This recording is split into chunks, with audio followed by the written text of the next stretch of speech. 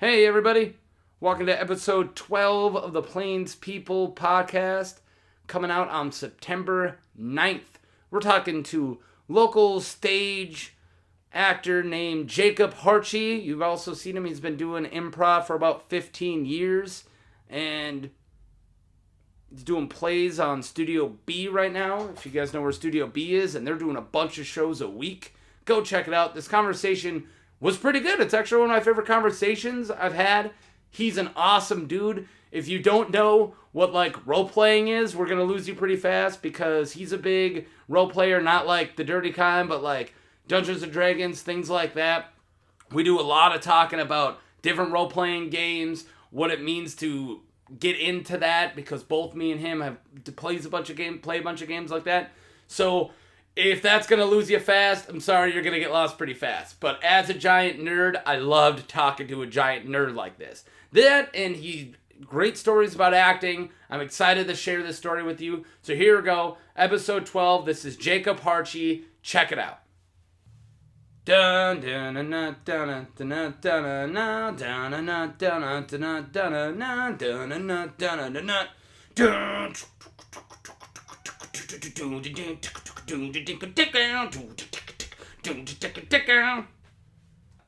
Jacob Hartje, how are you today? I'm doing great. Thanks for having me. Yeah, well, thanks for being here. I apologize already for how tired I am. Hopefully beer is going to help somehow. It's always good. I did slam a coffee a second ago, and it brought me up to normal.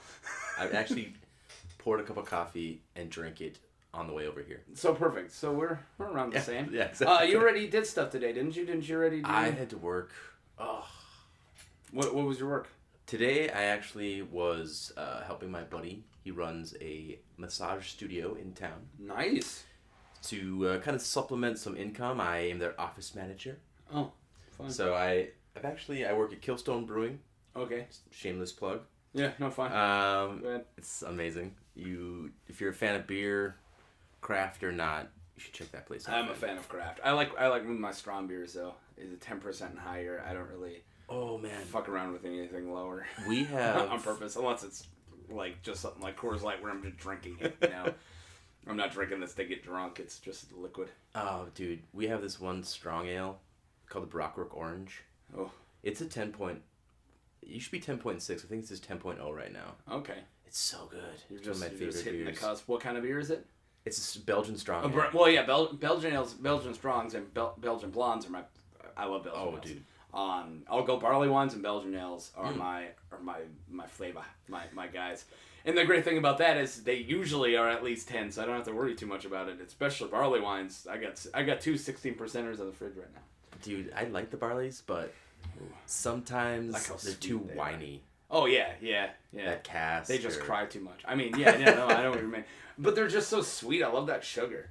Barley wines are like sugar and alcohol is what they taste like. They taste like a beer version of an old fashioned. They're amazing. So yeah, I worked. Then really glad to be done. I'm gonna go over to my friend's house after this, play some board games. Yeah, fun. Yeah, I got a bunch of those. Yeah, I've got all the nerd stuff. I just accumulate somehow. I feel like I like to have a good board game collection, any type of if the power grid goes off, how are we gonna spend the next 2 days? Boom. Got a lot of board games. Yeah. Have you ever played Gloomhaven? Gloomhaven? No, I have not. Not heard of it? No. It's like a $200 game. What? Yeah. Oh, is it the huge black box and it was on Kickstarter for a long time and it's a huge deal? Yeah. I heard about it and I had a friend who donated to it, but he never got. He didn't donate enough, to get his own game. But at a CoreCon once, it was the one where you came dressed as Drizzit or Dritzt, whatever how you say it. Dark elf. The dark elf. The good drow. But anyways, I hanging out with my friend. I was like, "Hey man, what do you got going on the next couple hours?" And he's pointing at the big game. He's like, "I'm playing that." I'm like, "I've seen that before." And then he just sat and played that for a while. And I was like, "How'd you get to be able to play this?" Because I've heard so much about it, and it's kind of for the board game and role playing nuts, it's kind of a legend at this point. I think so, yeah. Super expensive, giant, extremely complex board game. And he goes, "I literally got on a waiting list like 4 months ago. Yeah. Because this dude's like, hey, I'm bringing one and I'm going to be able to play 3 games. And he got on one of them. Nice. And that was it. I was like, you bastard. It's pretty fun. There's, there's kind of a gimmick to those big games where you are discovering all these plots. And, like, you can go A or B. Like, do you help the kid? Yeah. Or do you steal the small coins that he's, like, begging with, you know? Depending on what you choose, you're supposed to rip the card up. So you can only play the game once. What the hell? We haven't been doing that. We're just like, okay, no. Don't do that. Put this in the graveyard, so to speak. We're not ripping it up. And there's permanent stickers you're supposed to put in a map. But how the game comes, I think there's like 24 playable classes. Wow. But when you start the game, you have like the 4 archetypes pretty much. You know, your healer, your caster, the tank, your and fighter, the melee damage. Yeah, exactly. Yeah. So we kind of divvied those out, and it's just based on picture. So it's a sealed box. Jeez. Yes. Yeah. And so we were like, I like this. It looks like a ninja, maybe. So I chose that one. When I opened it up, it was some scoundrel rogue, basically. Wow. And then so you're literally going off an image. You'd be like, oh, this guy looks like a pirate, and it's like a wizard. It's not even. It's not even like a humanoid image. It's just a symbol. Jeez, that's weird. Yeah, and so you are really guessing. Yeah. Which I like, actually. Unless you played it multiple times and you get yeah. But it's linear, so we started the game, and then you're given a quest that's like called a career quest or something. Yeah. Once you accomplish that, there's like a major goal and something that will change in the story. Mm-hmm. Like I have to find some necromancer. Do you play a role? Do you RP with it? Do you grab your character and play it? Yeah, you can. Because I would want to. That's what I do. Yeah. I play with some people that are not huge into the role play. They like RPGs. Me and you have played together to know enough that I know me and you both are into, like, we play characters. Yeah. I always play characters. I try to get if I'm playing a role-playing game, for the people who are listening who don't know what role-playing games are, if I'm rolling dice and pretending I'm somebody else, I like to come up with accents. Oh, totally. I'll look back into my backstory of something I hate, something I don't like, don't even tell the GM about it, and then every once in a while, if it comes up, be like, you know what? No, I don't eat onions. Yeah. You know, like, somebody's like, what? Yeah. Or just, like, just pick if it's in a modern world, I always pick a favorite movie. Oh, sure. And then if it ever comes up, be like, dude, Top Gun, man. Yeah. Like, oh, man. And me as Mark, never seen it. You know? So I'm just like, or I played a character for a long time who was like an 11-year-old girl whose half her brain got ripped apart and she got like a robot brain. Ah. So I kind of played her like Asperger's or autistic a little bit because she had brain damage. But she was super fun. She was great, and I had to pick a favorite TV show, and I picked Wizards of Waverly Place, even though I'd never seen it. So I had to, like, in the middle of role-playing, I'd whip my phone up and be like, Wizards of Waverly Place characters. I'd be like, oh, don't be such a Brenda, you know, like, or something. I know that's just to bring it into the character. Yeah, and just, you know, that's something fun to do. So I play my character, and, I think sometimes I piss off my party because they're like, oh my god, do this move right now. Do this move. We're going to win. My character wouldn't do that. Exactly. And I'm like, yeah. That's where a lot of that is like, you're playing your character good if you do something illogical in reality. Right. Like, hey, I'm going to go up and I punch that bad guy right now. But no, we should do this. We should formulate a plan. It's like, I'm playing me, like, my character wouldn't listen to you. Exactly. He's going to run and punch the dude. Yep. And logical players hate it. They do. I know a mutual friend of ours, at least somebody who we gamed with before, we were playing this big, huge space battle in a Star Wars game, and he got, like, field commander, like, squadron leader, and he yells during his turn, he tells all of us our turn. And I said, no, not doing that. I'm not here to play you. You have your character, I'm not going to do it. Right. And I understood what he was trying to do, and I even liked his plan, but I was like, So then I started doing my own thing, and in my turn, he started yelling at me in character, like, I was like, dude, back off. Yeah. And I was like, I'm shutting my comms off. Yeah. Like, you can't talk to me anymore. I'm in an A-wing, you're in that X-wing, in space over there, back off. Yeah. You know, like, Yeah, I like stuff he would have suggested it, I probably would have gone with it, but, like, him, like, trying to control my role, I was so upset, and I was like, no, I'm gonna suicide bomb this because I hate you. Yeah, exactly. Yeah, and it was also last game, too, and I'm like, dude, I'm not gonna... It was, like, 8-hour combat last game, And those are really hard to get through anyways. And I'm just like, I don't have a lot of joy right now. Don't take the little bit I get. Yeah. It's a game, by the way. Yeah, it's a game. Yeah. And also, you're spending those huge combats where there's a lot going on. Each person goes for maybe 1 minute every 20 minutes. Oh, totally. This huge thing going on. Playing the game. Bad guys get to go and da-da-da-da-da. So it's like, dude, this is my minute. Back off. Yeah. I wasn't bugging you in your minute, Yeah. you know. But anyways, I'm glad we got on a good role-playing tangent. But let's start somewhere else. Where'd you grow up? Around here? I did. I grew up in Fargo, mostly. North Fargo, South Fargo? Well, I guess I did a little bit of moving around. Let's see. Grew up originally in Mayville.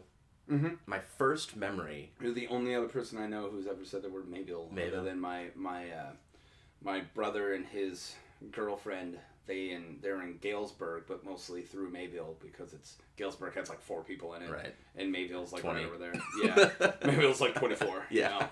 Which is way bigger. Yeah, they still call it going into town. I don't think this counts as going into town. I like how we just say the cities. Yeah. Here, and people know you're talking about Minneapolis. Those cities, yeah. You know, it's like this ratio. Yeah. Or the lakes. Yeah. I love that. I'm going to the lakes. Yeah, you got to be way more specific. Yeah, well, it's 10,000. Yeah, if you were in the middle of North Dakota, there's like 4. Yeah. That makes sense. Like, I'm going to the lake. Or Chicago or Devils. Yeah, which one? If I'm like, if I point to Minnesota like I'm going to the lakes, it's like... All right. 5-hour drive. Yeah, 30 minutes. 1 minute drive. like DL area, or even when they're like, I'm going up to Lake Leech, like which Leech Lake? I was just thinking 6 Leech Lakes. Anyways, so you like Mayville. Born in Mayville, or you just kind of spent? If I remember correctly, I was born in East Grand Forks. Okay. My mother is a 5-foot maybe Hispanic woman, and she already You're Hispanic? Yeah, I don't look it. Whoa. I know, I'm Norse. Yeah, you're like how Louis C.K. is Hispanic, although you could never tell. He literally Spanish was his first language, and he was born in like Mexico City, and you look at him, and you're like, that's a big fat white Irishman. I'm not that big, but it's a little bit of Irish. Mostly like Danish, Dutch. Yeah. But half Spanish? A quarter. Okay. So that's kind of why I'm so pasty. Yeah. Well, it depends on the Spanish, too. There is white Spanish. That's true. Like... oh man, this is just going down a rabbit hole. My mother's mother was an orphan. Damn, okay. So... that's your grandma, technically. Yep. Tracing that back, I don't know. Wow. Stops there. And then my mother's father was a Hispanic man, but I never met him. He was like not in my mom's life until many years later. Yeah. So I had to just take her word for it, basically. But she has Spanish, you sure? Brown hair, brown eyes. Yeah. So I mean, she does have a little bit of that Hispanic. And your dad's a total Aryan, I'm assuming. Is that how you got yours? Yeah, more or less. If you're like, no, he's black. What are you talking about? Like, what? Asian. I feel like somebody's lying to you. Yeah, exactly. Do you look like your neighbors? Yeah, exactly. Ironically enough, my dad was a mailman, so, That's funny. Kinda... Yep. Would have been greater if he was a milkman, yeah. but I don't think they have those anymore. Right. I think those ended in the 50s. But, oh my. So, yeah, my mom was like, I already tried to have a baby. I'm too small. I can't do this. It's going to kill me. Yeah. So they were like, okay, the Friday or Monday. Yeah. C-section. She was like, Friday. She took me out, sewed me up, her up. Yeah, yeah. And that was it. Why did they hit the sew you like the messed up? Yeah. Oh wait, the baby wasn't her? They're looking for the third one. Yeah. But yeah, so I grew up in Mayville. My first memory is walking up this hill to go buy like fake tattoos with my older brother. Like out of one of the vending machines for 25 cents? I was like at a gas station. Yeah. All right. I was just like, I remember just walking up this hill and you're like, oh man, tattoos. And then... It's your earliest memory? Yeah. Wow.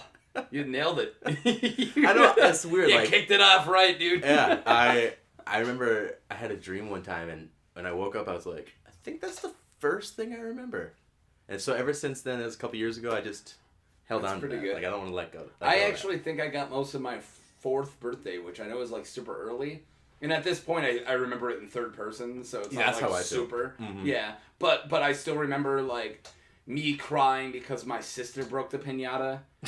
Whoa, what? Yeah, Older sister. Yeah, 2 years older. I'm the youngest, and like there was a couple other things. Like I remember I got in a fight with my brother. It was not a good 4th birthday, but it was also my golden birthday. So I still remember my mom sitting me down and explaining what that meant.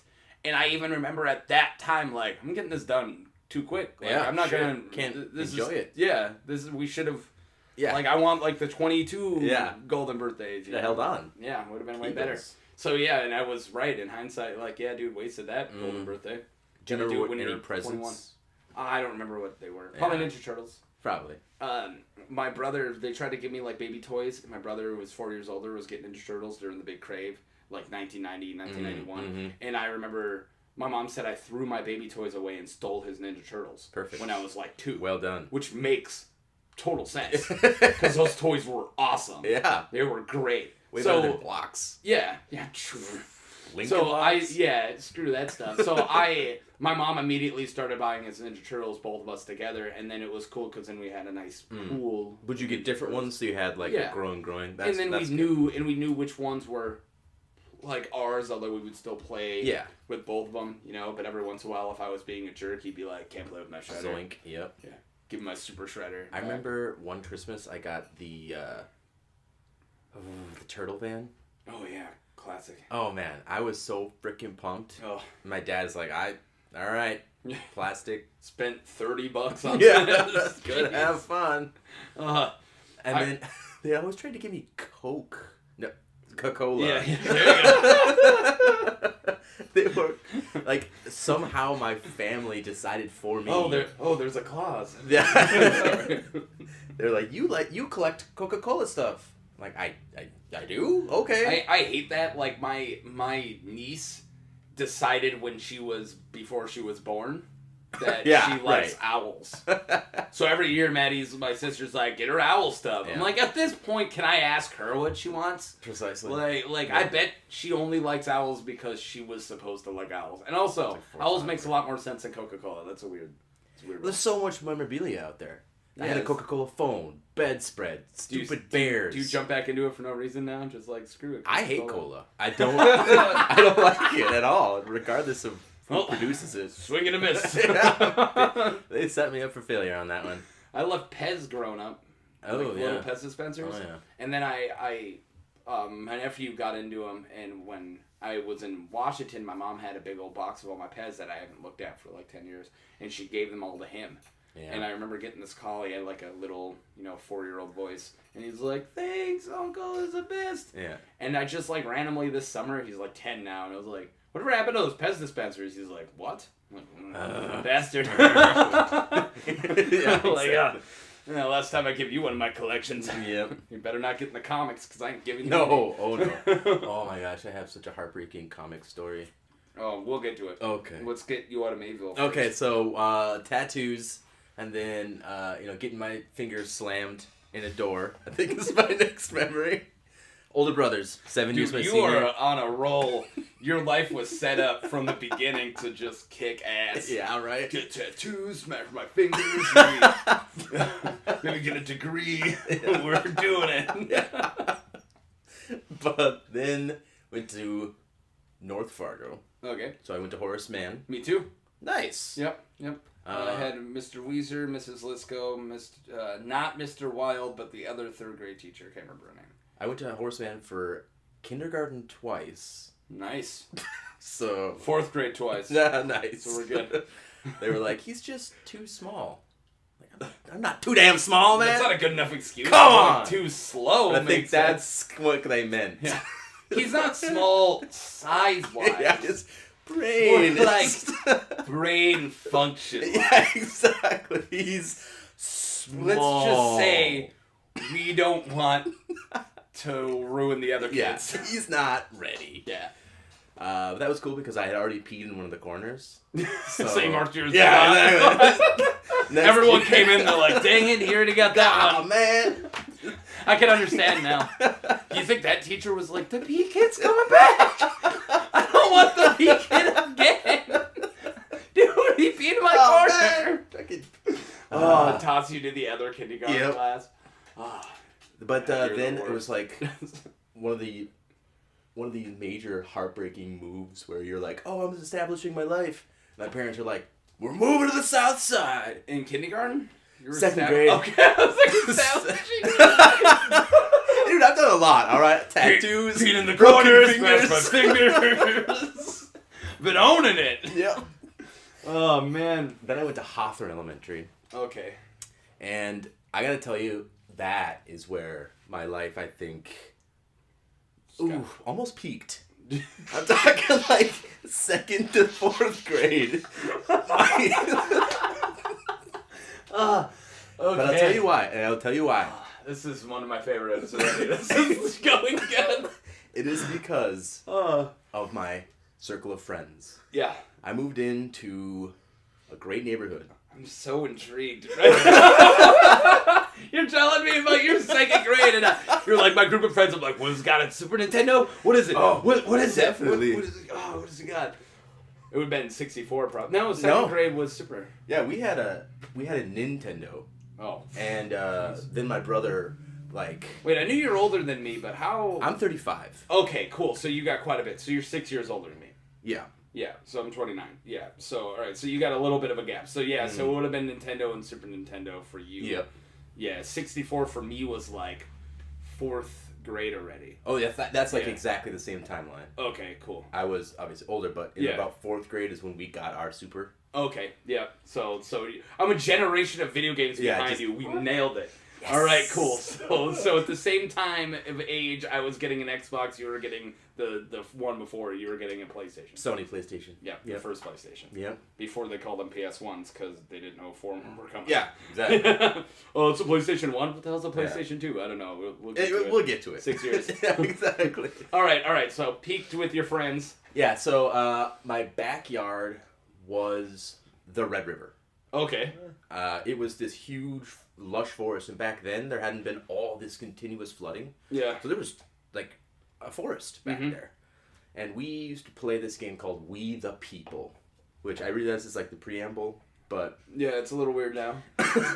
it was role playing, and I didn't even know it. Yeah, that's the best. Is when you get into role playing, you realize that of how many of the games you've been playing in the past. Like, dude, I was destined to roll dice and pretend to be somebody else. Oh, totally. and to really hit the stage, man. Yeah, and that's another thing. I brought a guy into our role playing group last year. You might actually have been in a play with him, Billy Schnauzy. I interviewed him once. I don't think so. He was best man at my wedding. Really cool guy. Actor. He just moved to Texas. Cool. But anyways, he kind of having a rough time, kind of wanting to get another excuse to get out of his house once a week, and I was like, hey, we're doing a Star Wars game. You kind of know Star Wars. Jump in. And these are people who you played with me before, like Scott and a couple other people. Like, this group's kind of solid. Yeah. Good players. I'm talking almost 10 years of games. Boom. Yeah, with at least one of them. Yeah. In multiple years with everybody else. So we brought Billy in, but Billy's a trained actor. He was the most natural role player I've ever seen, and it's great. He wanted to play Mon Calamari, and he did like the voice the whole time. Wow. His name was Crate Baltok, and he talked like Admiral Akbar the whole time. Yeah. And nailed it. But it was great because he still didn't understand rules. So he'd be like, well, listen here, we're going to go in and just get in and do this great speech. He's like, okay, what do I roll? Yeah, exactly. Like, dude, you're just owning it, and then you're just show your novice immediately. But yeah, so that's what, but that brings back to what you're saying with role players and acting is so... And that shows you're different. The introvert role players just, even though they're still good to have because they think and they probably are solving problems better, they're good. You have one or two in each group, but they're definitely look at it for completely different reasons as us. Is the real role player, guys who want to play their characters, not trying to. I love all types. Yeah, I think it takes all types to have a really great group. Yeah. Because you don't think about the same things. Yeah, and that's what you want. Entirely different perspectives. As I'm sitting here trying to ruin everything with my Agent of Chaos character, you got the dude who's solving every single problem, and then you got the guy who's really high, but he really built a good character last year. And then every once in a while they'll like come up with this idea, and you're like, damn it, you gotta talk more, man. Yeah, what the heck, dude? You know? And then next thing you know, then you guys just all click when it comes to battles, and then after that, you go back to you talking a lot, him solving all the problems, and him only showing up when we're hitting stuff. But anyways, I didn't realize how much we'd be talking role-playing. But of course... It's a big part of my life. It's a big part of mine, too. I love it. Huge. As soon as you came in, and I was like, God, I want to bring them out to the garage and just show them what I've been working on. I would love that. They will have to do that. I got a poker table out there because playing games on a poker table is like the shit. All right, do I got a real? You're giving me that face. Okay, we're good. All right. All right. So group of friends. Okay. You're playing a game called We the People. Grew up in the woods. I was reading Uncanny X-Men at the time. Amazing Spider-Man, Punisher, Deathlock. Yes. Deathlock, yes. Oh, dude. Oh, yeah, baby. Darkhawk. Yeah. Oh, I got a Darkhawk #1 somewhere in here. Yeah. What was wait, no, I gave it to Matt. I bought it for $5. It's in good hands. Well, it's his favorite character. Yeah, totally it is. #1. He so loves I bought that it. shit. Yeah, I bought it for him. And he left it in his folder for his character for like a year, and I was like, can you just put that in a box before I freak out? Yeah, exactly. Jesus Christ. He's like, sorry, I keep forgetting. I'm like, we're at your house. Like, watch. Yeah, it's done. It's out of your notebook now. Jesus. What was my DC? I was a Batman guy. So you're a Marvel guy and a Batman guy? Yeah, kind of. That's what I am. Let me think. I'm just trying to think of any other DC. Really big staple DCs I'll read, but when I was buying comics every week, I just was not. Like Doomsday, I guess. Yeah. I was like, okay, Death of Superman, that's interesting. What's going on here? Yeah. The guy who, the Superman gets, the way they thought about, how are we going to kill Superman? We'll just have a guy beat him to death. Screw it. With white kryptonite bones. Whatever. So every time he gets hurt, it's worse for Superman. We'll just talk about how bad Death of Superman was. All right. That's a different episode. And we should just do a whole comic book one. Yeah. One person listens and they're like, what do you mean, man? How come you guys didn't bring up Deathlocket? Super obscure Marvel character. Dude, I loved the war journals. Oh, yeah. Punisher war journals. Oh, man. Yeah. They were great. Every, a couple months, those would come out. I would be freaking pissing my pants. And my mom would be like, what the hell? Stop peeing in your cereal. pants. So, yeah, exactly. You pee in the corner. You don't pee in your pants. We established this. You painted yourself as the worst child.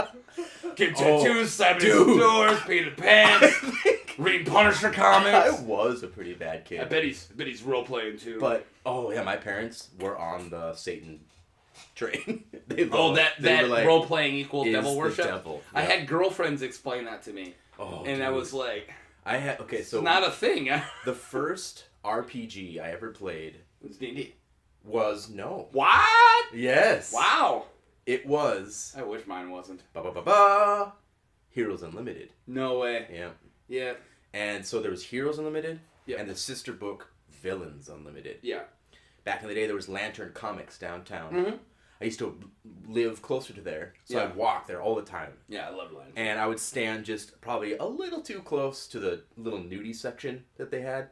But, I was a kid. So yeah, so of course you were. I was like, what's a bush? Like, no one's noticing him standing here. Yeah, exactly. Yeah. But I was there one time looking for, some comic and, what Savage Dragon. Oh, Savage Dragon. Dude. Image Comics. Yep. Green guy with the big fin mohawk, and he was wearing, a wife beater. Or a button-up shirt. Yeah, or button-up shirt. I love Savage Dragon. Ripping out of his, He's just as straight up, he's half a mocking character, but then when they realize that they can make a good book, they're like, hey, why don't we stop making this a parody and just kill it? And then they killed it. I loved Savage Dragon. Yeah. So I was there. I don't own any anymore. Yeah. I read the trade paperbacks, and that was it. I never got any small ones. Yeah. I'd pick up a #1 if I saw it. Yeah, me too, man. And every once in a while I'll go to conventions, and there's... the vendor room. Yeah. And I'll see some I got a box Savage of Dragons. my important comics is not, those are all my normal ones, and then right up on the top I got my My first appearance of Punisher's up there. I got a bunch. I just dropped that one because it's the best book I probably own, but I got like, Giant Size X-Men #1. I got a lot of really random ones that I love. Sure. Like first appearance of Nebula. Okay. First appearance of Howard the Duck. It's definitely topical now. Yeah, now it is. Or some other like first appearance of Master Pandemonium, right? Whoa. Exactly. Cost me $0.25. Yeah, exactly. Literally. It's probably worth it. But those, I like those more. Because it's like these crappy little C characters no one cares about. They're awesome. No, I do that too. Yeah. They mean something to me. But I look down here in Lantern Comics, Savage Dragon, and there's Villains Unlimited. And I was like shitting myself. So I bought it. Because I had like a freaking paper route. My brother taught me how to do my paper route. Easiest thing. You start your day, you throw the papers away. Yeah. So, it's like, thanks for showing me the ropes. This is the easiest freaking job ever. Oh, I gotta walk all the way to the dumpster? Exactly. Oh, this job's gonna kill my back. Yeah, so I would just get loaded up. I'd get on my bike, and bike over there. And they'd be like, well, that took me 10 minutes. But the route takes me 40. And so I gotta go somebody's gonna realize that you didn't do it. I gotta go do something with my time. Yeah. Right, thanks, bro. So he was showing me the ropes, went to the Lantern. Yeah. Bought Villains Unlimited. When my dad saw that cover, it said Villains. He instantly was like, this, nope, not gonna fucking work. Jeez. So he threw it away, of course. And he's like, here's their logic though. He threw it in the garbage can that's in our house. Yeah. So all I had to do is he'll never get this. Yeah, he'll never find it. I just like, yeah. It's like an invisible barrier. You tried and you're like, oh, jeez, my hand for reaching into the garbage. I'm a child. Do you think I've never dug in the garbage out of boredom before? Come exactly. But I waited for him to go to sleep. I did like the creaky wood test. Like walked to the bathroom a few times to hear if I heard them stirring. Good to go. Went downstairs. I remember being like, I ripped the cover off. Oh. And then I duct taped the first like 10 pages or so, the preface. Yeah. And then into the new cover. And so then I guess never noticed. He never really noticed after that. Yeah. Wow. So I got the Villains. Dad's gonna hear this and he's just gonna beat the crap out of you. Oh my god! He's gonna come in here with a belt. You son of a bitch! That scene from Goodfellas, where just the dad's just beating him with the belt. You're gonna grow up to be a bum. Yeah. And you're like, I already am. I'm 30. Jeez. 35. I'm in a basement talking about role playing. You're like, I didn't make it. Exactly. Move on. Get another son and try that one. Alright, come on. That was good. Apparently, we just got to get me super hungover and then just do a whole other interview that I screw up on, and then the second one we got it. There you go. I'm saying if you would have just got drunk this morning, good to go. Would have been fine. Anyways, thank you, Producer Danny. Also, Producer Danny, can I get another beer? I think the only ones up there are Kiona. Please. Ooh. Need something to do. Produce me up a beer. Oh, there you go. Dude, he's just gonna shut this off. I'm like, alright, cool. No audio for the next hour, and I won't tell you. Funny as fuck, though. That would be. Alright, anyways. Okay, so you taped it up, and then he didn't notice. That was my first one, was Villains Unlimited, but then I was introduced to... How old were you when you actually started playing the games? I was in 2nd grade. Holy, early. Yep. Like, I thought I was 14, I think. And I thought I was early. Was that 7, 8? I don't know. It was 2nd grade. 8th or 9th. I started in 8th or 9th grade. Yeah. Yeah. I was introduced to... And it was D&D 3.5. I was AD&D. Yeah. And it was by my dad, a mutual friend of ours. Yeah. His stepdad was the one that introduced him, and that was my first one, and I was like, I don't understand THAC0. And I was like, and then in Heroes Unlimited, the system was like SDC or something. Yeah, and also Heroes Unlimited, I liked what it was going for, and also thanks a lot, Danny. Also, it's such a trailblazer for games. Like, it's one of the first superhero, if not the first superhero playing game. But the system just was weird. It was. There was a lot of interpretation, and it was like, if you had a really cool power, you could just do anything. Like, there wasn't, like, I remember I was playing Heroes Unlimited, and we rolled it up all chance. So I was an alien who looked like a elephant. So it was a giant anthropomorphic elephant who could only live in cold climate. And, right. And then I had Magneto powers. Right? Whoa. But there was nothing telling me how powerful my Magneto powers were. It just that I had them, and there wasn't really any roles for some of the things. So, like honestly, major and minor I powers. I was just throwing cars. Why not? And the guy was like, all right, what the hell? Like, the GM, we played like twice, and he's like, all right, guys, apparently I don't know how to balance this system. Yeah. We can't play anymore. No, that is a big part of role-playing. Yeah. And then like, Heroes 5th edition Hero System, which I'm about to start up another game of, by the way. Nice. That we haven't played. It's the one me and you played together, but I haven't done it since then. We've been playing Star Wars. Fantasy Flight Star Wars. But anyways, that is just, that system, besides being one of the best systems I've ever seen, period, Heroes 5th edition is just so concrete. There's no way to interpret a power this way. It's straight up like, no, you have this much strength, which can lift up this much of something for this far. It's all written right here. And, those characters are like 9 pages of notebook. Oh, my God. I love that. You guys took what I wanted for my abilities, kind of like a Sebastian Shaw. Yeah, you were, the harder you got hit, the more gravity powers you had. It was a cool build. Yeah, that is crazy. Yeah. And you guys made it work. Yeah, we built it for you. You said, I want this, and we said, here. Yeah, I loved that. That was so awesome. And then my show schedule started picking up. I was going to Detroit Lakes 4 or 5 times a week, and players come and go. It's always a thing. Players come and go. And games do, too. Yeah. Yeah, I always say there's the 5-game rule. Like, don't get attached to a character until the 6th game. Because so many games end before 5. So many of them do. Yeah. Like, I don't know how many characters I've had for 2 sessions. Like, hundreds. So, anyways, let's see if we can talk 30 minutes without talking about role-playing. Well, yeah, that's... We kind of dabbled into it because that was the beginning of my life. I started in 2nd grade. Wow. Yeah, so it was a big part. I mean, it's not like that was kind of a tangent, but it also literally was part of your upbringing is what got you. Definitely. Yeah. And like that's how I made my friends.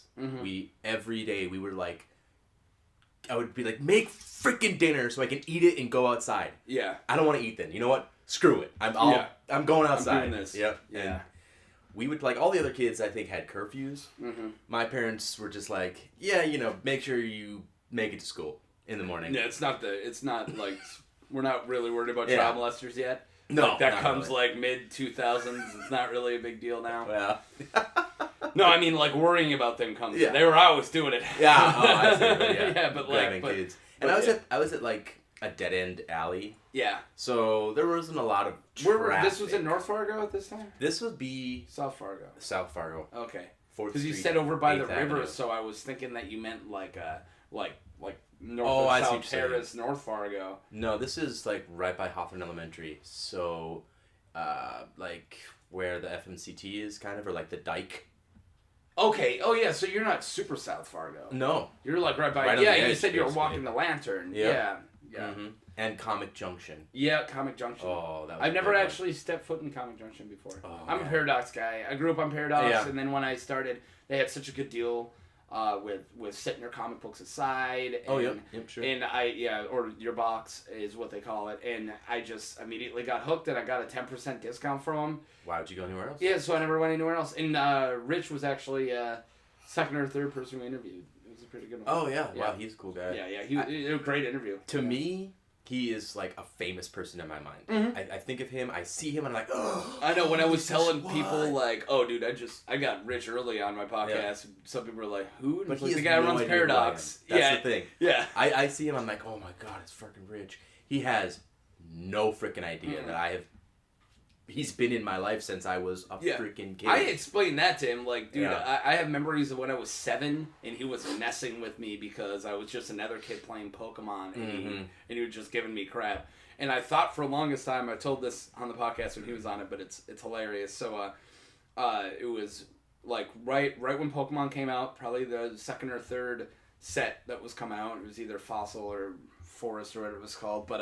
But Giovanni, one of the gym leaders, aka the leader of Team Rocket, in Pokemon World, he just makes this joke. He goes, "Yeah, I heard Giovanni is getting replaced by a new guy named Luigi," and it was just like his weird like mafia joke.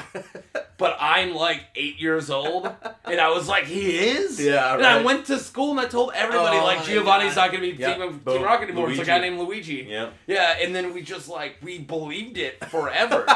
And then finally, did that ever happen? Gen 3 comes up, and I'm like, when are they going to replace him? Yeah, and then finally, I was like, Rich! Con! Awesome. But yeah, in my eyes, super famous guy. Yeah, I love that dude. He's like a local legend, but only for nerds. Yep. Yeah. Like, he's a dude who made his living off of things you have to read, and he's blind. That's true. Dude, cards, books, comics. Yeah, comics, cards. Like it's so cool to see him in a Magic tournament because he literally has to just put the card a foot or an inch away from his face to read it, and then he's like, "Okay, I'm gonna do this and this and this and this and this." It's like, how are you beating everybody and you can't see the damn card? Yeah, it was it's pretty very impressive guy. Yeah. Yeah. But so then. I don't know exactly what it was that kind of gave me the acting bug, but went through high school. Besides role playing, because you're already acting, you just didn't notice. Exactly. It's totally true. I think, to be honest, and not just based on some of this beautiful memorabilia that you have, but I think it was the movie Aliens. Yeah. That you I want to be Bill Paxton. No, actually, it was because I recognized Hicks from Terminator. Yeah. I was going wait a minute. Freaking Kyle Reese. Yeah. I'm like, and that's and then I saw The Princess Bride, and I was like, oh, and then I saw Willow. Yeah. And I saw that Mad Morgan character, and I also had seen Top Gun. Yep. So I'm starting to have this idea of putting these people playing together. roles. Yeah. And it being a profession. Yeah. And my very first thing I was ever cast in was this thing called Orpheus in the Underworld. Okay. And I was kind of pressured by my teachers. What age was this then? This would be... Junior high at this point? Yeah. I think I was in I was at Discovery. Okay, so was that 8th and 9th? No, because Agassi was 7 to 9th, I thought, or 7 to 8th. I think I did 6 and 7 at Agassi, 8th and 9th. Okay. At Discovery. Oh yeah, because Agassi had 6, and that was the weird thing about South Fargo, is because North Fargo, all elementary schools went up to 6. Yeah, exactly. Yeah. But this was but in South, 6 6th graders were already being junior high, and I'm just hanging out in Horseman and Mrs. Lisco. Yeah, who is awesome, by the way. Oh man. Yeah, so I played Sharon. It's the River Styx, the boat keeper. Okay. There's so many different ways to pronounce the name. All right. I've just been but you Sharon. You were the gatekeeper of the River Styx in the underworld. Yeah, that was my first role, and they made it crazy where all of a sudden Sharon whips off his death robes. Yeah. The Grim Reaper robes. He's and super jacked. Dressed like Elvis. What? And I had this musical number right in the middle of the show. I'm like, you lost me, man. I'm going back in time and giving it bad reviews. That's fine. That's fine. The 1993 production. It was bad. Of Discovery's 6th grade class. Oh, Orpheus in the Underworld. Give it a 23 on Rotten Tomatoes. Oh. I just remembered. Uh-oh.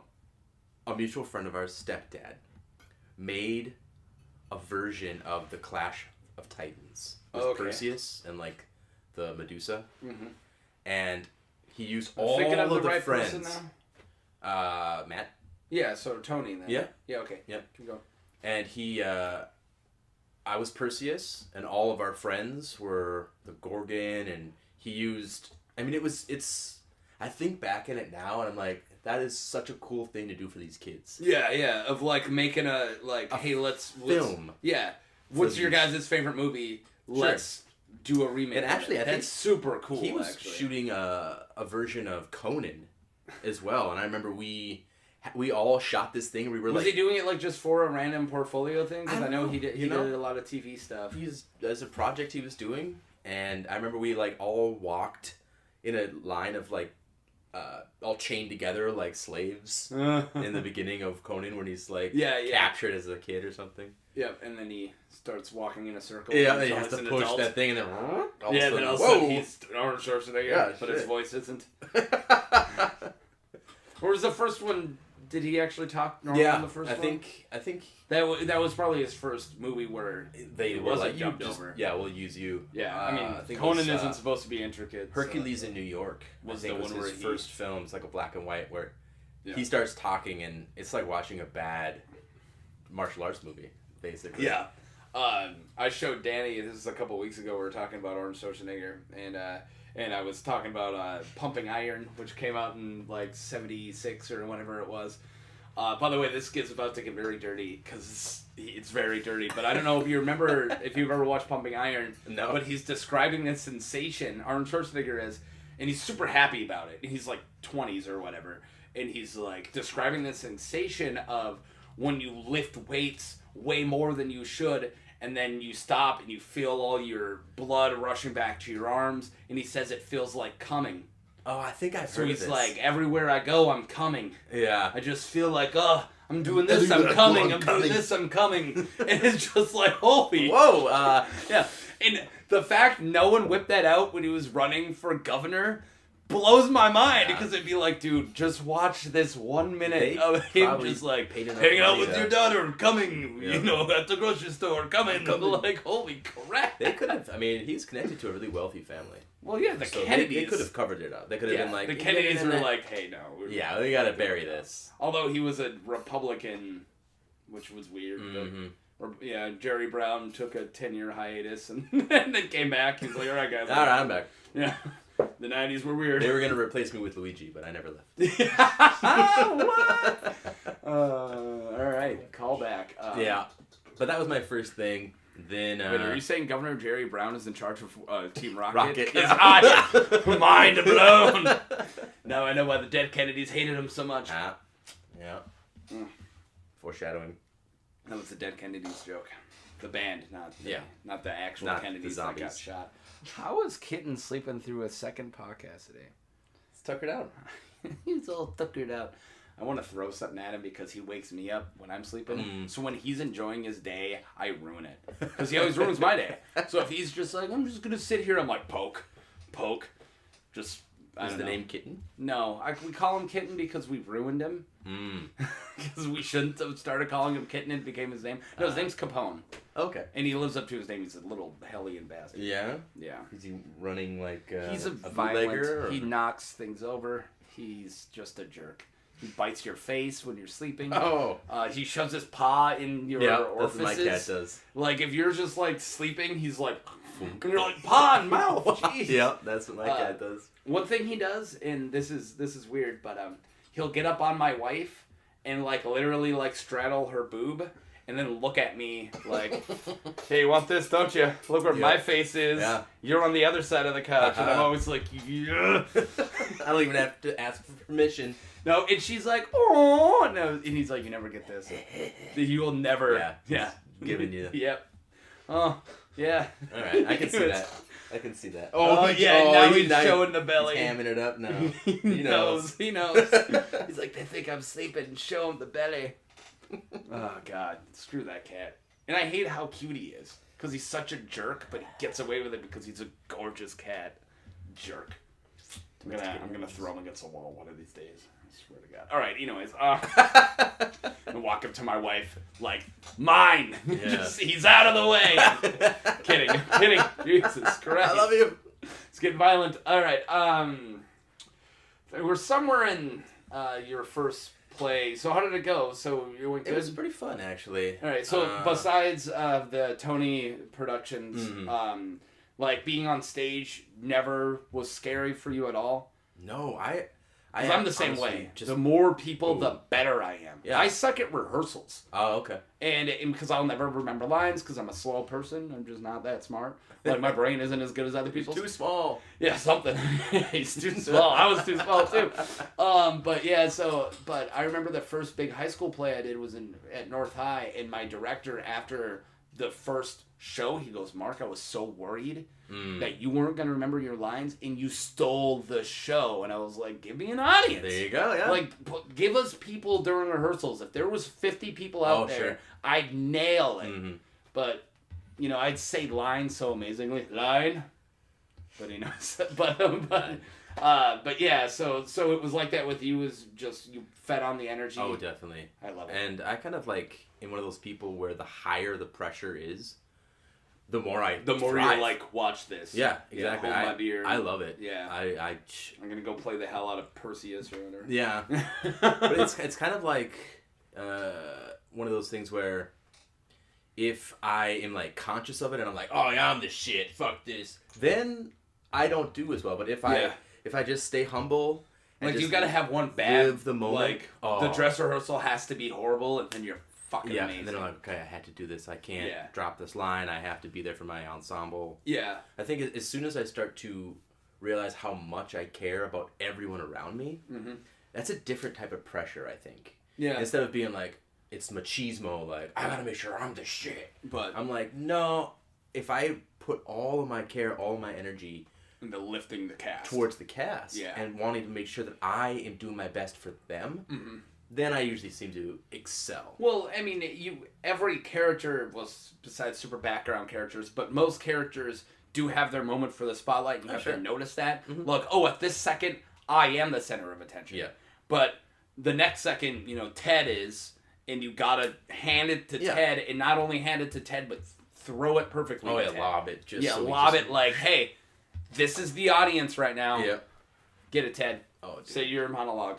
Hold the skull of Hamlet and or whatever. I think that's how like a really good story works, is there's different focus. You have to respect that.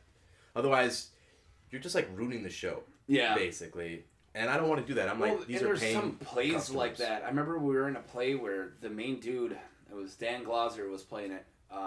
It was one of the first plays I was ever in. But he had like hundreds of lines. The main dude was in every scene, and I felt so bad for him. Oh, sure. Because I remember when there was one scene, he backed off and he had like 30 seconds. And I wasn't on stage yet. I was in the back. I was sitting in a wheelchair. I was playing like an 80-year-old man. And he comes back and he's just dripping and he's like hyperventilating. And I was like, oh my God, if you had less than or more than 40 seconds, I'd hug you right now. But you got to change costume and get back out there. But seriously, he walked in and went, and then immediately, like, he caught his breath, and then he got a tap on his shoulder and went back in. I was like, F that. I don't want to be the lead in a play like that. Like, holy crap. Like, it's fun to be the lead, and of course, you're like, I'm the lead, but I think as long as, you just gotta be the give right your play. all. Yeah, exactly. Yeah. I think that's a lot of casting. And that's a lot of, you might not have the look they're looking for. Yeah, yep. I always felt like I could never break into, like, how when it comes to high school stuff. And it's funny because my high school drama teacher / director of all the plays has been listening to these, and he already called me out, like, hey, thanks for shitting on high school productions. It's like, well, sorry. but there is that hierarchy of there's going to be 5 kids, and the drama teacher notices them in freshman year. Oh, sure. And one of them just nails it, and he's going to get either lead or whatever part upper of whatever the main cast that is perfect for him. He's never not going to be in it. Yeah. And he probably doesn't even have to audition come senior year.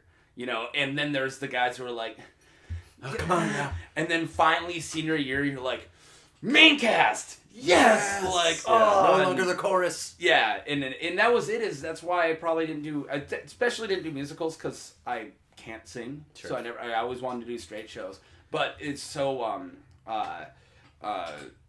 hurts your ego when you go and you kill an audition, you have a rapport with the director, you were like, got this, and you're like, TV announcer. Right. And you're like, fuck this, I'm out. I'm not wasting 30 hours of my week for TV announcer. I'm just not. Yeah. And it's like, I'm a teenager. I want to go get drunk and get laid. I'm sorry. Like, TV announcer isn't good enough. It totally makes sense. And that was probably why, I went over to the visual arts and started painting more because... Oh, yeah. I love your paints. Yeah. It's good stuff. It is. Yeah. Thanks. Yeah, you're welcome. I couldn't tell if you said that or not. I was like, say my paints or just paintings? Yeah, all right. No, yeah, I do. I definitely do. Yeah, it's good stuff. Anyways, we're talking about you, though. I'm really bad at this. Not a good interview. Let's see here. I did Sharon. Yeah. Then I was Harold Hill in The Music Man. Mm-hmm. Then I was the Artful Dodger in Oliver. Mm-hmm. Then I really started doing a lot of improv comedy. Cool. My buddy Dustin Buchanan, rest in peace, love that dude. He heard about this group starting in town that they were auditioning for the first improv troupe in town. Yeah. He's like, we should audition for this. It's like, no problem. All right, let's do it. Was lucky. How old were you, teenager? I was 17. 17? Okay. Getting old enough to join a troupe. Yeah, well, you were supposed to be 18. Okay. I lied. Right. I wrote. Well, down, you're probably bald already. So yeah, I was. Yeah. No, that was when I was 24. 24. It was like 24, hair. 25, this. Yeah. And it's just been there since. And you're like, hey guys, I'm balding, and they're like, ding, balding. Yeah. I think you balded. Yeah. I know past tense. I know anytime I give you crap, it's gonna, like, my hair's like, dude, don't make fun of him. I it's don't gonna care. go. I really don't care. I've accepted it forever. I know. I got a really thick head of hair, and people say that's how you know. And I was maybe, hopefully not. I don't have, like, I'm not very, like, I didn't like hit puberty right away. And, like, I got, like, hair at special places about 5 years after everybody else. So I feel like I don't have any testosterone. So that's too much testosterone. Exactly. You probably got hairy chest. I got nothing. I don't, like, literally, I got a chest hair, and I showed my wife, like, last year. I did it! And she didn't care. Yeah. It's like, I got a chest hair now. She's like, cool. 12-year-olds do. Yeah. And I'm like, well, a 27-year-old does now, too. Yeah, that's right. Back up. Or it was probably 28. But anyways, that's why I think my hair is fine, because I don't have enough testosterone to lose it. It's like I might recede, which I have. And that's about it. Everyone does. It's just... Yeah. It's just... Not everyone, but... Well, not Capone. He's going to be that hairy his whole life. Yeah. What a dick. Shave him. You walk out with this beautiful black hair. Yeah. I love podcasts. And Leslie's like, oh, when did Jacob get hair? And it's like, more importantly, when did Capone lose it? Yeah. Not today. Anyways, that was a weird tangent. Yeah, so joined the improv troupe. And what was the name of it? The Linebenders. Oh, I know. I remember the Linebenders. Wasn't Bill Lucas in Linebenders? Yeah, he was the second owner. Okay, he's the second guy I talked to, by the way. It was Bill Lucas. Oh, very cool. Yep. So, he used to own the Linebenders. But yeah, I remember, like, the very first rehearsal we had, we were all tossing this, like, imaginary ball around the room, introducing ourselves, and the ball came to me. You couldn't get a real ball? No, couldn't afford it. Because I know the ball one. Yeah. I didn't know it was imaginary, though. It's like, wow, you guys really went that way. hardcore. We could do whatever we wanted. It didn't have to be a ball. Oh, yeah. We were improvising. We were letting our imaginations be the ball. Yep. You pull an arrow. Got it. Whatever you want. Yeah. So Kamehameha somebody, and the other guy falls over. Yeah. Ready for the ball. And just... Yep. And that would be giving a gift, taking the gift. Yep. All these little... rules of improv. Yeah. Don't make it about you. Well, it is. So sorry. Well, then be better. Yeah, exactly. Then earn the spotlight. Get on my level. Yeah. Take it from me. Jeez. If I was it's not my fault if I was like, a higher weight class than you guys. You guys just wouldn't let us fight, but here we are. Yeah. Here we are. I'm clearly a heavyweight of improv, and you guys are welters. But whatever. Yeah, but that's another one of those things where it's all about trust and the strength of the ensemble. Rhythm is such a big, if somebody's on a different, I don't want to use the word rhythm again, but somebody's tempo. Yeah, or anything. Just there you go. Thanks. Different pendulum.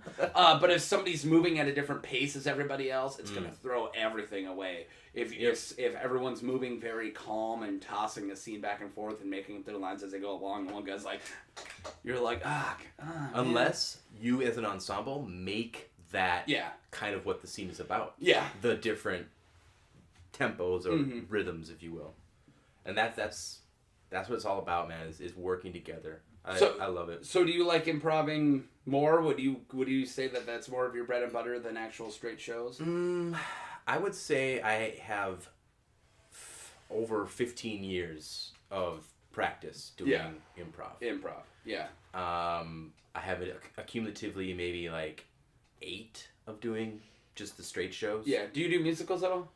I do love musicals. I haven't done one in a while. Okay, but it's not like you're not musicals. Like if there was one that you wanted to be in, you would have. I would audition. You would audition for sure. Yeah. I do. Yeah, I love that. I love that stuff. I love to sing harmony. I was in a barbershop quartet. Wow, man, we're killing it. We're 30 minutes left. Nice. Yeah, and we already took selfies. That was also written, but perfect. We've been doing it before because we forget all the time. We fucking suck at this. Yeah, we're really bad at selfies, man. It's like, hey, how come you guys don't edit? I'm like, we don't even remember to take pictures of our guests. Yeah. I'm not gonna edit shows. Jesus Christ. What do you want next? Visual components? Ugh. Screw you. There's pictures. Yeah. Then sometimes. Yeah, there you go. Yeah, I remember them. Yeah, so, actually, I would love to talk about the current show that I'm in. Okay. Yeah. It is really awesome. It's literally what I was going to ask once he gave me the 5-minute sign, but if you want to blow your load cool, soon, let's do it. Can. Let's do it. Okay. I would say that it's at Theater B. Mm-hmm. And if you don't know Did what that Theater is, B move?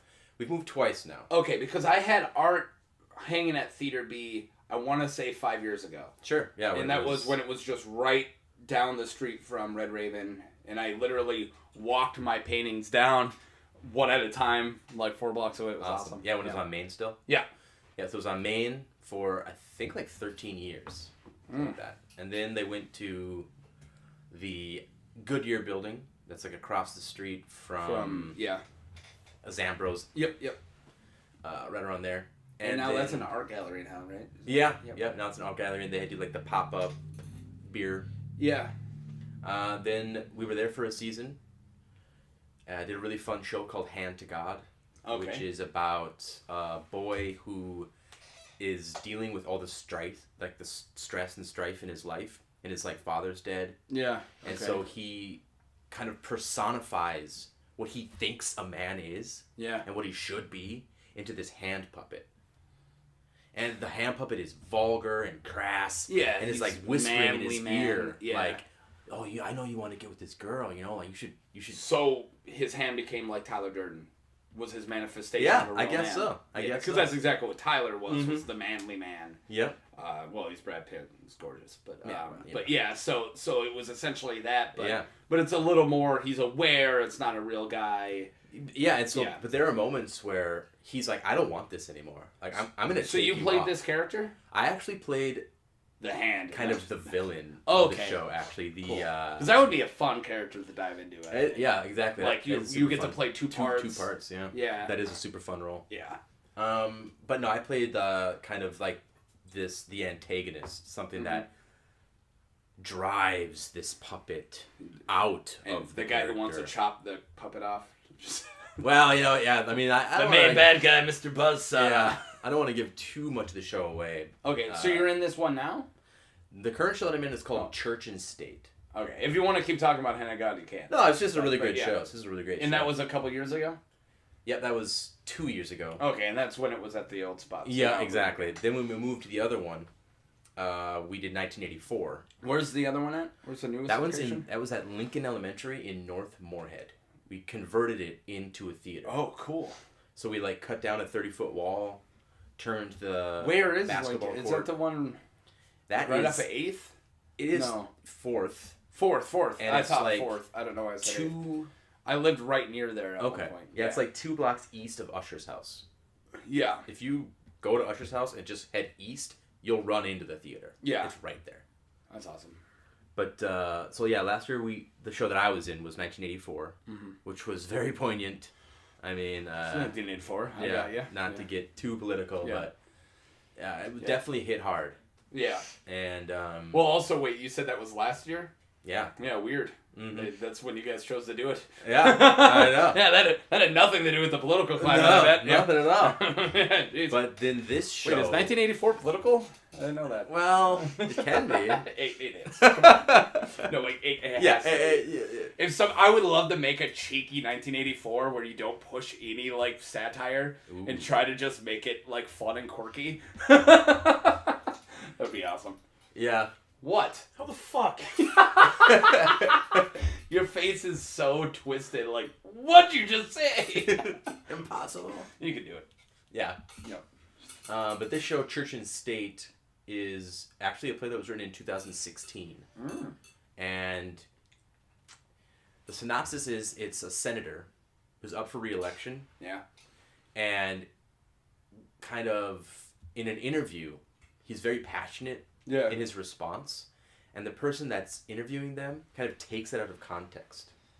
So it's again, this has nothing to do with our political climate right now, right? Yeah, not topical. But this is actually a comedy. It was really that does not sound like a comedy. It is written with, I would say, very heartfelt and real dialogue. It's not like a sitcom. It's not like, yada yada yada yada. Okay. But it is a comedy because me personally, I think that when you have an audience, they're trusting you. Yeah. They're like, this is my time, this is my money, I trust you. Well, you know how angry anyone is after a bad show? Yeah. Like, and so including the stage, like everyone's like, sorry, we shouldn't have done that. Fucked up, we're sorry. It's a bad day. That didn't happen, so yeah. Yeah. But the thing about Theater B is that they like to get people thinking. Mm-hmm. And they don't necessarily say like, you should think about this way, but they're like, preach. Here's a subject. Yeah. Think about it. Yeah. And so I think the best way to get someone to feel comfortable to question their own reality is to make them laugh. Mm-hmm. Because then they're like, I am this person with my own ideas. I am an individual with the walls up. But there you are laughing with 50 strangers. Yeah. And then together you're all like, okay, maybe we're not so different. And you'll put your walls down pretty quick. And then you start to say, well, maybe I can take a second to really think about something I have an opinion on it, but is it my own? And what do I really think about this? Mm-hmm. And I think comedy is one of the greatest vessels to help people actually think. Yeah. So, man, Church and State. Yeah, when is that actually out? We will be running September 27th through October 20th. Wow, that whole month. Well, we do Thursday, Friday, Saturday, and 2 Sundays. You do 3 shows or 4, so 3 shows a week. And we go 3, 4, 3, 4, or like Jesus sometimes. Christ. Oh, dude, it's awesome. It's like a marathon. It's worth it. Oh no. Oh, that's. Remember, I only did high school stuff. I was like, dude, I did 3 shows, period. No. You're doing 3 shows a week? Oh, yeah. And to be honest... And I bet it's great because they can come out differently and you're okay with it. Yeah, definitely. And that's a really good thing instead of like, all right, we got these 3 shows, let's make 3 perfect shows. Yeah. And you're like, hey, we can mess around because we're doing all of these. You can feel it. Like, that's the one thing I've really learned through acting and role playing. Yeah. And improv. It's going to get very natural. Is that you have to say, I'm Jacob Hartje, and I am being this character. But when I'm on stage and the lights are up, I'm always going to be there because I'm the vessel. You're literally you. Like the paintbrush, basically. Yeah. But you have to live those moments. And sometimes the blocking changes. Sometimes you might feel something, and you have to do it. Yeah. You have to live it. And if you don't commit, if you have any trepidation, the audience senses that. And then they're now watching an actor instead of watching this story. Yeah. And also, if you have a feeling, like an instinct of like, I'm going to act this scene slightly different because that's how I'm feeling right now. And if you go against it, your blocking's now going to look unnatural. Sure. Yeah. If you're like, I don't really want to walk up and say it to him right now because he hasn't given me the right energy to merit me being angry at him. But now if I do it, it's going to look weird. Yeah. So it's like, oh, all right, what do I do now? So then maybe I'll build up. Like, then you got to act more natural. Yeah, I mean, there's a lot of... And also doing it that many times, it really lets you feel that character so much. Oh, and that's what I love about it. By like the... It's always bittersweet. That second to last performance. Oh, I bet. Yeah. It is so bittersweet because now you're locking in. Yeah. You know each other now. You all have this cadence, this rhythm that's been associated, and it's over. You know, you've established this thing. To me, I don't know if you've ever cooked. Yeah. Or ever, but like when service is happening, those are your freaking band of brothers. Yeah. You just went through hell together, and when at the other end of service, you're like, I love you. You're like, we freaking did it. Yeah. That's kind of like the same in a show. Yeah. Where once you have done, as you said, accumulatively 12, 15 performances, you've been at rehearsal with these people. You're taken away from your life. Yeah. To give someone else a moment in their life. And you really build this bond. I've done 4 plays this year. I'm going to be assistant directing another play coming up here that is I was going to ask if you were interested, if you're going to start directing, or if you have directed, if that's something that you're looking at. Oh, definitely. There's a lot of actors like the idea of like, oh, I've been directed so much, you know, even when you're an actor, I'm sure you always get a little nugget of like working with good directors, like, oh, I should act that way if I ever direct. And you slowly build up your style, and if you finally get a chance to direct, you get to use those bullets. I think it's like any hobby that you might have eventually. Well, especially role-playing is how many times as a player are you like, hey, when I'm finally a GM, I'm not going to run it this way, or I'm going to run it this way, or this guy, like things like, again, our mutual friend Matt, the way that Matt dives into characters when he's GMing, it makes a player feel so comfortable. Like, Matt will have voices for almost every different NPC. Oh, yeah. And when you see this big, bearded, large man, first day you're like, all right, and then the villain comes in, he's like, okay, guys, and he gets into this weird voice, you're like, this is okay? Yeah. We can dive. And then you're like, oh. And then I'm like, okay. Who's my character? I'm going to dive in, too. Yeah. And then everyone's diving in. It's because of that very, like the director of the role-playing game, which is the GM, that's so inviting. Oh, yeah. Yeah. They're like, oh, you can be vulnerable. I can be vulnerable. Yeah, and I'm going to be very vulnerable. Sure. I'm going to be, like, that's what the GM, like, hey, I'm going to be as good as a role player as you guys, but for 15 characters today. That's what I love about DMing. Yeah. That's why I like it most. Yeah. I have a Sunday morning group, a Sunday night group. I have an old school D&D group, like original version D&D group I'm in. And I have a group that my girlfriend runs. Yeah. And that one's really interesting. How much you do them once a week? How much do you meet up? Yeah, I play... You do that many games each week? Yeah. So jealous. I'm on 1 to 2 is what I'm at. But right now, because of my work schedule, I do 2 weeks on and 2 weeks off. Sure. So yeah, I have to take big breaks. But when you're GMing, it gives you that big time to... The one thing that kills about GMing is if you're doing it every week and you have to write... Because I do a lot of writing as a GM. Yeah. But yeah, so if you're doing all that writing, you're trying to build characters, especially if you're doing a game like my Fallout game where I had to build every equipment, had to be built from scratch. Every bad guy we fought, I had to build from scratch. Classes, you name it. I had the system, but not the world. Right. So I had to make the world, so definitely. Armor, everything like that. So, and I wanted to constantly keep introducing more, and that just kills, like, I need an entire day before tomorrow. Like, I just worked 40, like, I'm about to jump in. I haven't done any build, but we're supposed to be doing the last day of our Fallout game on Tuesday. My notebook hasn't been touched for 4 months. It can be tough, but when you, I think, establish your world, and you are proficient itself, it runs D&D, its game once you or get a whatever world. RPG. Yeah, it does kind of build itself, and you learn really how to do it on the fly. Yeah, you know, that's one thing that I think for doing, from playing tabletop RPG since I was in 2nd grade. Yeah. To doing 15 plus years of improv. Yeah. And being on stage. And a lot of stage at once. Yeah. I would say, and not, maybe to toot my own horn a little bit, I would say I'm a pretty damn good DM. Because I do the voices. I create these characters. And you have to make puzzles. it immersive because they're not going to... Yeah. And that's another problem. Like, we have one of our players. I'm not going to call him out. He's a really nice guy. He's a really good player. But as a GM, he just doesn't. I don't feel into this world at all. And he doesn't give it much of a narrative. It's one of those, here's the world, you guys do stuff. But you haven't sucked me into the world. Yeah, why so do I'm I like, care? all right, go to the bar. What am I supposed to do? Yeah. I don't know. I'm not invested.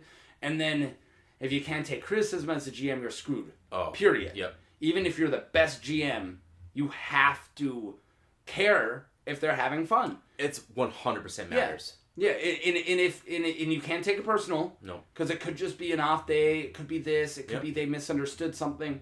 But you got to, if they're not enjoying it, why are you wasting 8 hours today? Exactly. Because if you guys leave, if anyone leaves a role-playing game unhappy, you fucked up. You failed that day. That's why you're there. Yep. It's to enjoy yourself. It's a game. That's exactly right. It's a game. Yeah, but Jake, get back over here.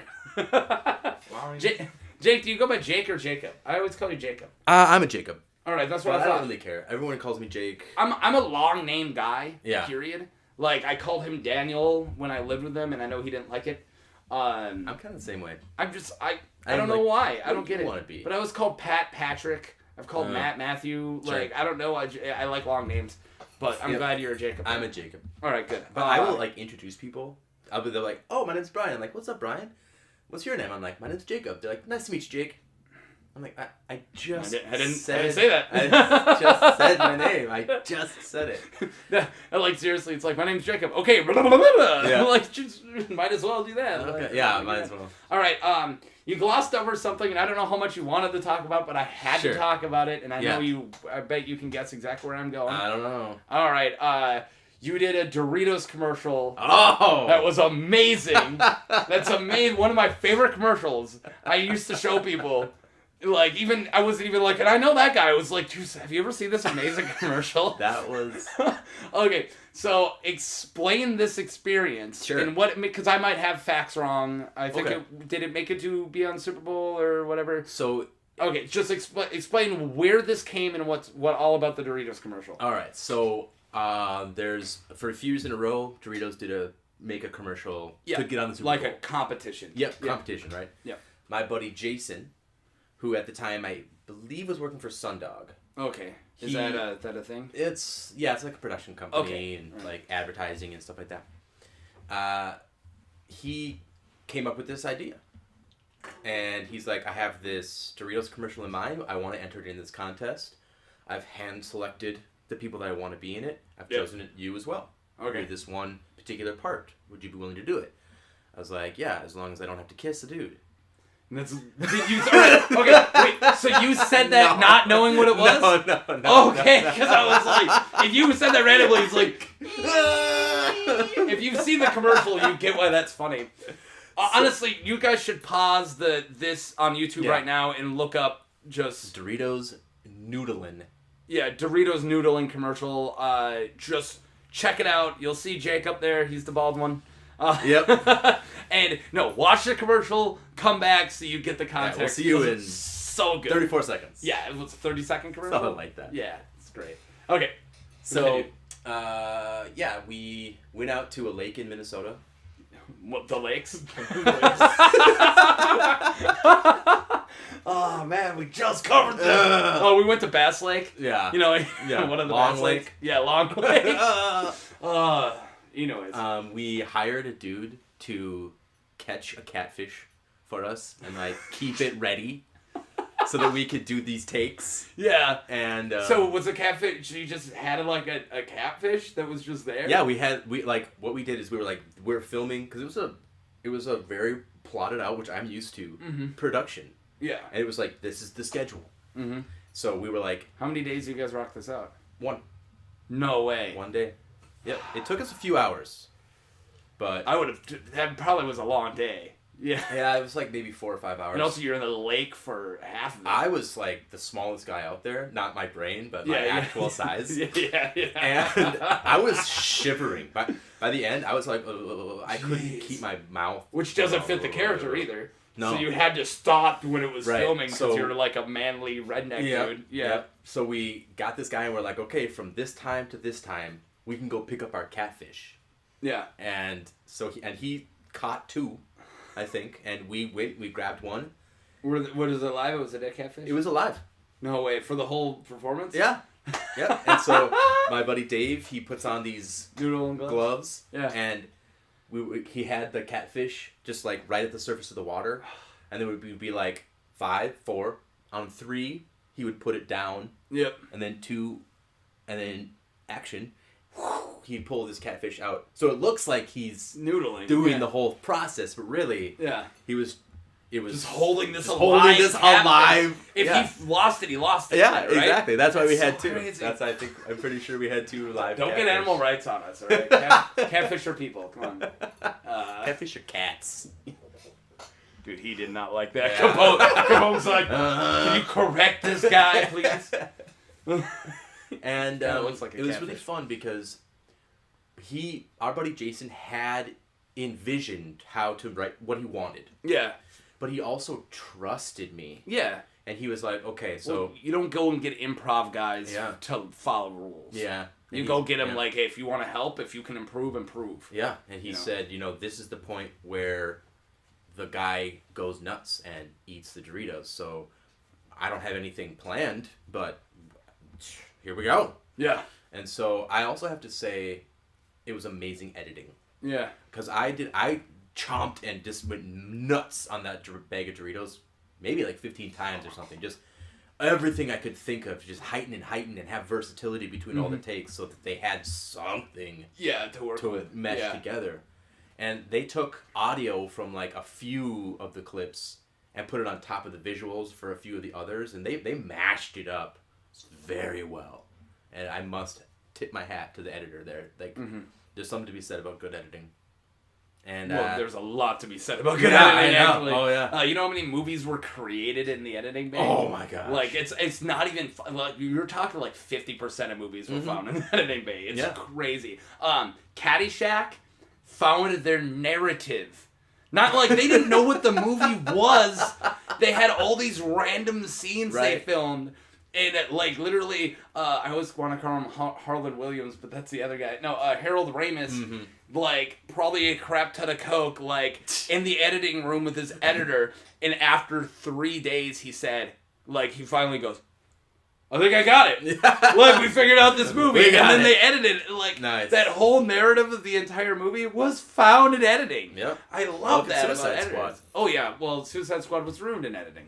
So yeah, there's so much footage we'll never see. We'll never see. There's got to be director's what was cut that? Or whatever, like extended cut. Rogue One too. Really? Was the entire? If you look at all the shots in the trailer, none of it's in the movie. I noticed that. Yeah, like literally, it had a different third act. Oh yeah, like for completely. Sure. Just I crazy. like Rogue One. What did you think about it? I mean, I don't dislike it. I honestly don't. Besides the prequels, which I have a love-hate relationship with because the prequels built my favorite time in the best world. But as movies, they're steaming hot piles of garbage. I agree. But such a good world because that's what Lucas can do.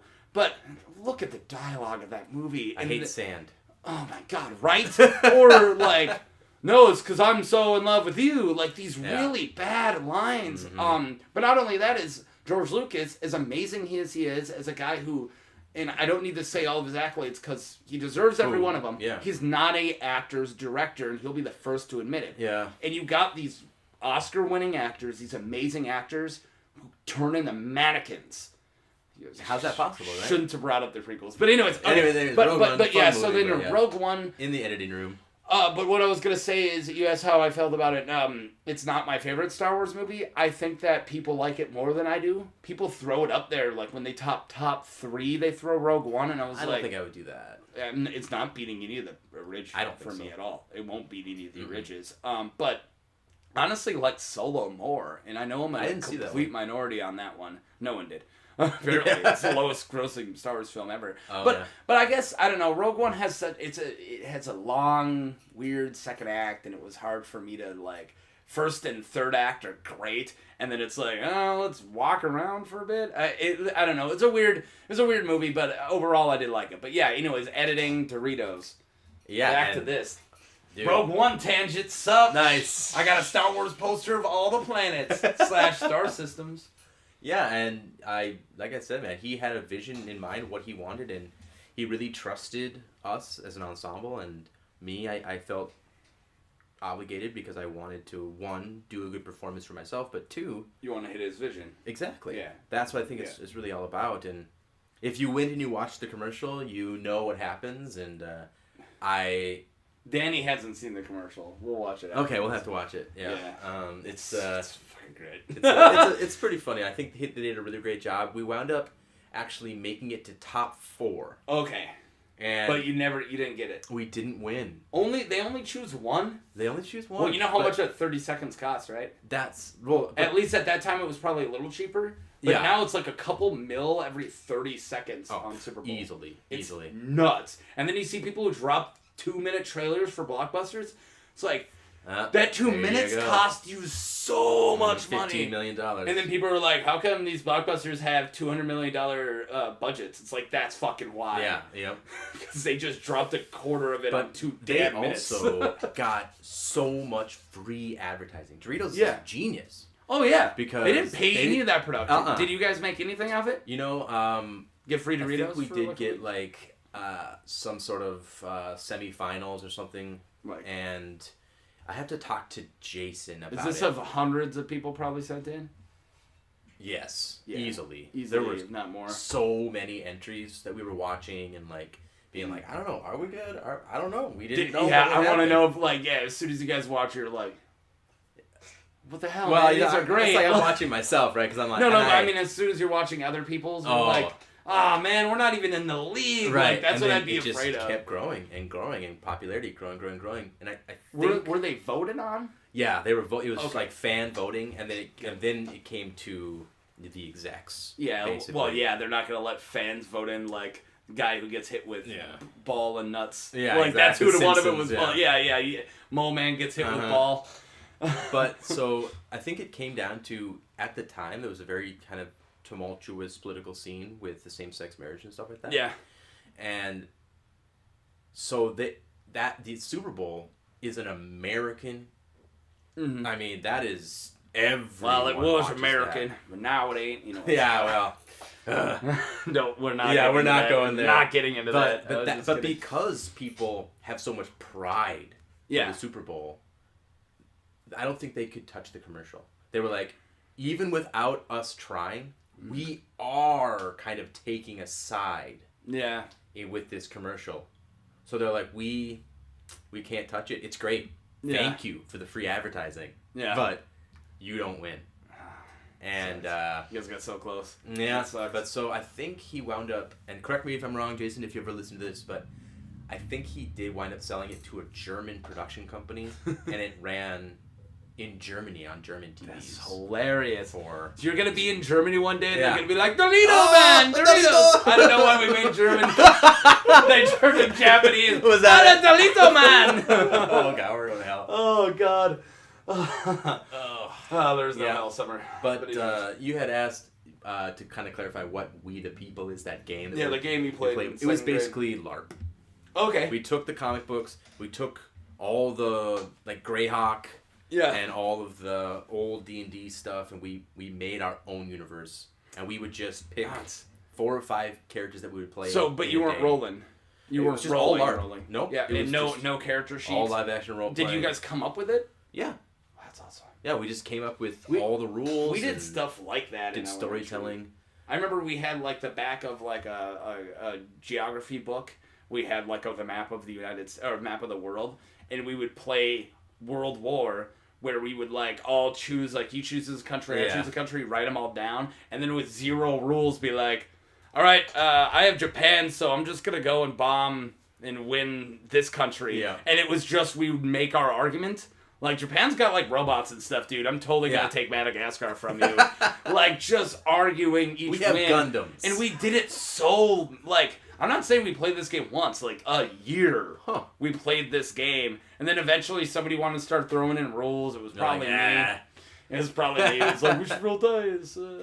But you know it all. But yeah, I just love those like created games. I remember probably my favorite character that I ever made was a dude named Solar, and and this is before and he was afraid of the sun. Yeah, this is before I had ever seen Dragon Ball Z. Uh-oh. But he would like do solar channel. Okay. He would like channel and start with a little speck of sun energy. Oh yeah, and it would just grow and grow, and he would just stand there and basically like Yeah. But I would just be like, and every time it would just get bigger and bigger until it was like around him like Magneto's force shield. Yeah. And he just was creating like a solar sun, energy. Yeah. basically a star. Yeah. And he would just grow and grow and grow, and he was like a little rock starts going around it. Yeah. Oh, God damn it. Splat. Yeah, that was probably one of my favorite characters. Pretty cool character. And then And was that in the We the People game? Mm-hmm. Wow. So this is second grade you came up with that. Yeah. Dude, the second grade I would have been like, oh, you just like he eats all the food. Like I wouldn't have came up with a good thing. I would have been like, no, he gets to stay up past bedtime. Yeah, exactly. Mom lets him watch Hellraiser 2 instead of made me skip it like a jerk because she thought it was too scary. It's the only horror movie I wasn't allowed to watch was Hellraiser 2. Hellraiser 2? I was able to watch 1 and 3. And 3. Not 2. Those are the only 2 that were out at the time. Uh-huh. She won't let me watch 2. Why? Because it's really fucked up. Just a really fucked up movie. But so is 1. Exactly. Dude, it like literally the whole arc is this dude comes on a mattress and then starts coming back to life out of it. Yeah. What the fuck? Yeah, you can watch this. You can watch this. Yeah. And then I'm like, is that white blood? She's like, sure, dude. Yeah. Yeah, white blood. Yeah, white blood. Thanks for lying to yourself for me. Actually, I did a really great thing this year. I got to be in a production with my girlfriend. Oh, that's cool. So we had never... And I know your lady. She's got a studio down in Seagrave. Yeah. She's not down there a lot. Neither am I. We maybe have a sentence every couple months. Oh, yeah, sure. So it's the lamest affair I've ever had with somebody. So. Kidding. Like, Jesus Christ. Yeah, right? Like one sentence. You know, I'm going to end up telling Jacob because this is going nowhere.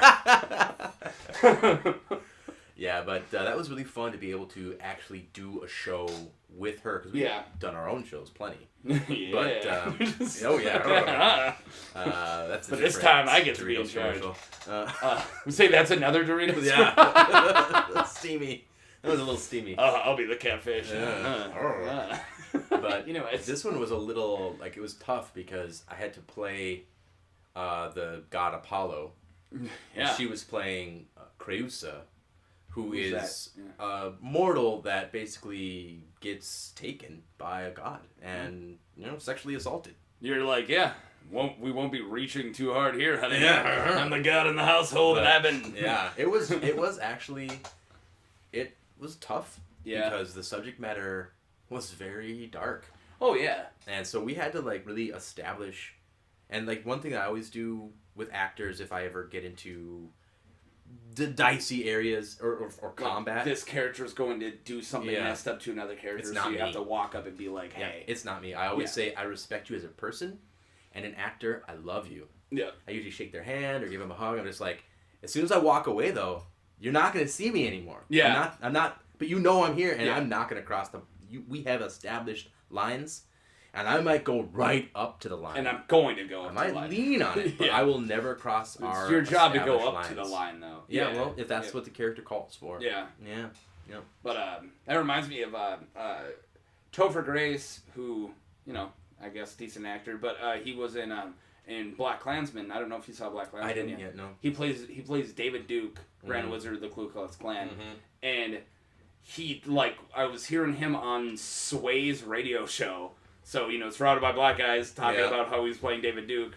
A little weird. Yeah, awkward. A little awkward, but him just explaining how he was crying, about the things he had to say. Oh, yeah, for sure. And he's like, I'm not a method actor. It's not how I act. Some people do. He's like, if I method acted into David Duke, I would have died. I wouldn't have been able to handle it. Yeah. I would have gone, it's going too dark. Yeah. And then he said that he read his memoirs. he did all this stuff, and he wanted to start trying to think like him at least. Sure. And he's like, the only reason I would ever have done that is because Spike Lee is the director, and you don't want to do it high like stakes. Yeah, well, and also you trust Spike Lee. Mm-hmm. Spike Lee's not like he's like I wouldn't have done it for like Tarantino, Right. like who's like has some weird dicey stuff here and there. As much as he's one of my favorite directors, but just hearing him talk about reminded me of what you were saying with like, okay, I'm going to be the most convincing as possible. But I am not this guy. Yep. You can like, trust that. But I'm going to convince you I am. But I want you to know right now I'm not. Yep. Yeah, so I had to be pretty foul to her, and it was tough. And she got to spank you later and make you apologize for it? Yeah. Buddy. We used all the toys. Jeez, your lady's single? No, Well, by definition, no. Actually, ask her. She's her own person. Yeah. You know. It's okay. I don't think so. I was kidding. My wife she could so take me in a fight. It's not even Yeah. funny. Which is something you want in a lady. It's like a chick who could just check you. Keep you in line. Like, right? yeah, like if I cross that line, I want her to know that she has the ability to be like, boom, back down. You know, because I don't want to walk over anyone. Yeah, and I respect her so much, and to actually be able to do a production like with like your that, significant other. Yeah. It was like a pretty good moment for me. I was like, yes. That's good. Well, yeah, you seem proud of it. It was a really fun show. How long you guys been together? Quite a while, right? Actually, no. We're really coming up on 2 years. Oh, wow. That's not much at all. No. Jeez. No, our first date was on Halloween. Oh, and wow. we pretty much have been hanging out every day since Halloween 2 years ago. I'm at 6, by the way. Nice. And 1 year marriage. Boom. Boom. Never thought I would. Started from the bottom. How much time we got? We're almost done, right? Are we past? And for the record, she just lost her wedding ring, so he ain't. Yeah, no, Leslie lost her wedding ring. Can you not say that when we're recording? Jeez. Got it in there. You were waiting to slip it in. Okay, well, you already talked your production. Anything else you want to talk about right before we're done? I feel like we nailed a lot of it. No. Any other plugs? Yeah, Killstone Brewing. Yeah. Definitely. Check it out. I've never checked it out, so we'll be moving. Killstone Brewing is moving downtown. Okay. We'll be right next door to Dempsey's. Oh, well, that's going to be easy to check out then. So that's that's a good idea. First of the year. Pretty soon downtown's just going to be one huge bar. It's not? It's like it's a huger bar. It's a giant karaoke bar. That's like what it's downtown pretty damn close. You just walk into a different door. Yeah. Like, I know there's karaoke somewhere down here. Yeah. So how do we avoid it? Because no one wants to see me do it.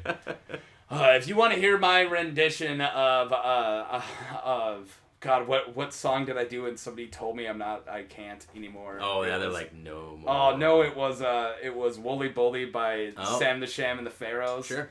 And I would just Bully Bully, and somebody's like, no, I gave you the. I gave you the like, no, dude, you can't pull it off. off. Fun, right? I was told dancing to "This Is America" by Childish Gambino. I was dancing to it at the bar, and me and my buddy Spencer, we were told that we couldn't. Interesting. Because we were white. Right. Like, you know what the song's about? It was like racial equality.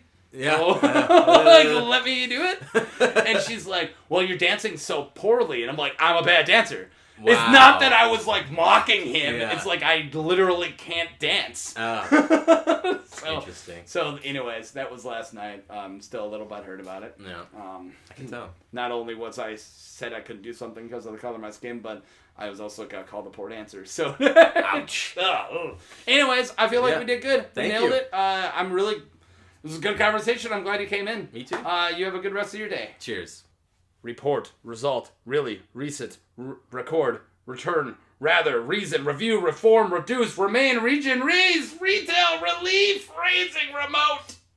There we go. That was Jacob Hartje. As I said, awesome talk that we had. Go check him out at Theater B. I'm going to do it. I'm making it a note in my head to go watch him perform. I've seen him do improv before. As we've talked about, I've nerded with him before, so I'm excited to see what that guy's like on stage. Great guy, great energy. Finally found somebody who, has as much energy as I do during these podcasts, so it went really good. So there you have it. We'll talk to you guys a week from today. We're dropping one, and I can't wait to show it to you. So have a good week.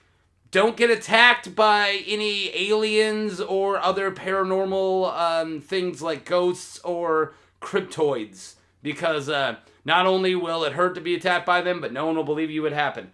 Bye.